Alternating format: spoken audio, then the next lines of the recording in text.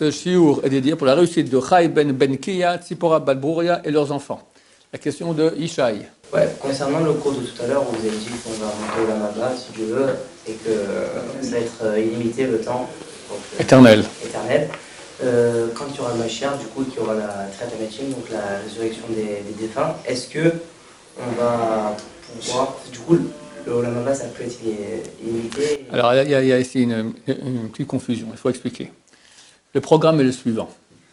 Quelqu'un il vient sur Terre, après il décède, après qu'il décède, on le juge, et s'il mérite, c'est très rare, il va tout droit au paradis. S'il ne mérite pas, alors il va purger, il va un peu se faire nettoyer. Le top des nettoyages, ça s'appelle l'enfer. Vous savez, c'est son billet, c'est que certains, en sortant de là-bas, ils vont au paradis. Sinon, il y a des retours à la case départ. On revient ici sur Terre en Gilgoul, c'est notre cas, messieurs, pour qu'on est là. En tout cas, les parties d'âme qui n'ont pas été réparées sont revenues. Les parties qu'on a déjà faites, elles sont restées là-haut. Il y a Kafakela, c'est que l'âme erre, elle ne peut pas monter. Elle aimait les filles, elle aimait la nourriture, elle aimait l'argent, tout ça. Et on dit, viens, en haut, il y a une Mara. Et elle préfère rester ici, d'accord? Mais elle peut pas, elle n'a pas de corps, donc elle erre dans ce monde très très triste pendant le temps que Hachem lui jugera, etc. Bon, toutes sortes de purgatoires. Après, elle va au paradis. Si elle mérite de se lever à la résurrection des morts, et pas tous méritent, alors elle va participer à ce qui se passe ici sur Terre. C'est-à-dire que les âmes qui sont dans le paradis reviennent dans leur propre âme, parce qu'il y a le squelette dans la tombe, d'accord? Et il y a une partie d'âme sur le squelette.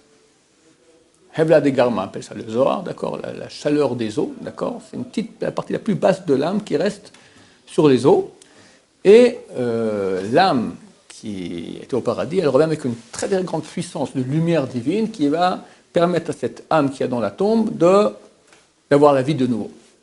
Elle est en repos quelque part, comme l'ordinateur en repos, tac, on le rallume, hop, et ils vont vivre ici, on va vivre ici sur Terre, une période qui va durer jusqu'à l'an 6000. Il ne reste pas encore beaucoup de temps. D'accord? C'est ici sur Terre. Donc, combien il reste jusqu'à l'an 6000? 80, voilà, ça nous fait 220. 220 et quelques mois. 220. C'est exactement le temps du rabais qu'Hachem a fait sur les 430 ans qu'on devait être en exil. Dieu a promis à Abraham 430 ans qu'il va être en exil, il a fait un rabais de 220, on est parti après 210, n'est-ce pas? On espère que... Be'ezrat Hashem. Alors, c'est une petite parenthèse. Alors, cette période-là s'appelle résurrection des morts.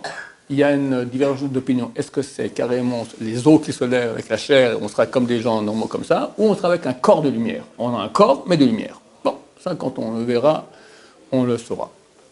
Ça dure jusqu'à l'an 6000. En l'an 6000, toute la réalité ici s'unit à Hachem, terminée, il n'y a plus de monde, finish. On parle d'une autre dimension d'Hachem, mais ça monte dans l'éternité. Alors, qu'est-ce qu'on appelle Olam Haba? Divergence d'opinion entre le Rambam, Maïmonide, et Ramban, Nachmanide. Alors, le Ramban, Nachmanide, il dit que Olam Haba, c'est la résurrection des morts. Et l'autre, on appelle ça paradis. Et le Rambam dit, Rambam Maïmonide dit, résurrection des morts, on appelle ça résurrection des morts.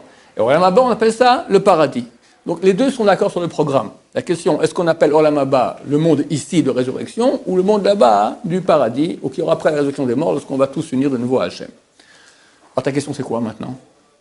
Vous avez, en fait, votre question, c'était, vous avez dit qu'il faut emmagasiner des bagages quand on va monter au Olam Haba. Oui, parce que c'est durée limitée en haut, mais si on redescend, mais on prend des bagages, en fait. Non, parce que quand on redescendra ici, il n'y aura plus de mal. Donc il n'y aura plus de libre arbitre. À quoi ça sert quand on redescend? Profiter, jouir. Le corps aussi, le corps il a souffert. Il se levait le matin, il était dans le froid, il était dans le chaud. Il a droit aussi à son sahar. Donc il y a aussi, le corps aussi nous donne ici un grand mérite. Mais la jouissance du corps, c'est quoi? C'est le contraire de la jouissance spirituelle. C'est quoi? On va se faire plein de... Actuellement, où il y a du mal dans le monde, la jouissance du corps, pour jouissance du corps, d'accord, alors fait partie du mal.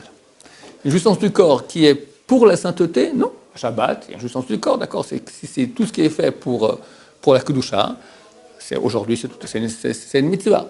À l'époque, il n'y aura plus de mal, il y aura un retour des mérites, des récompenses, non seulement aux toutes les parties d'âme qui sont déjà parties là-haut, aussi aux parties d'âme corporelles qui sont ici.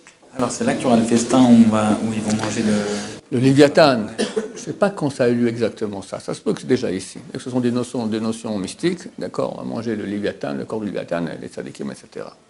Baruch Adonai, l'olam, amen, amen.